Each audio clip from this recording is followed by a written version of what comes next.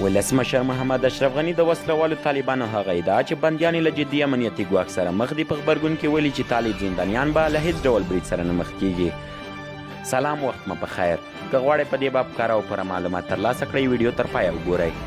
ولسمشر غني زیاته کړې لکه څرنګه چې افغان ځواکونو د لویې جرګې امنیت تأمین کړ په هماغه شکل به د زندانیانو امنیت هم وساتي. ولسمشر دا خبرې تېره ورځ د امریکا د بهرنیو اړیکو له شورا سره په یوې انلاین غونډه کې کړې دي.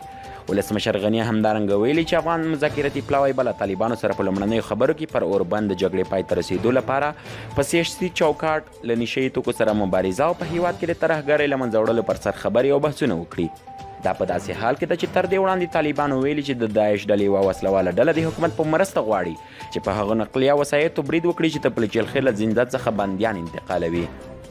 دا بندیان د مشورتي لویې جرګې د پرېکړې او د ولسمشر غني د فرمان پر اساس له بند ازادېږي او د دغې پروسې د بشپړېدو سره به په څو ورځو کې د افغان حکومت او طالبانو ترمنځ خپلمنځي خبرې په قطر کې پیل شي. د یادونې وړ ده چې افغان حکومت پرون 80 تنه طالب بندیان له پلچرخي زندانه خوشي کړل.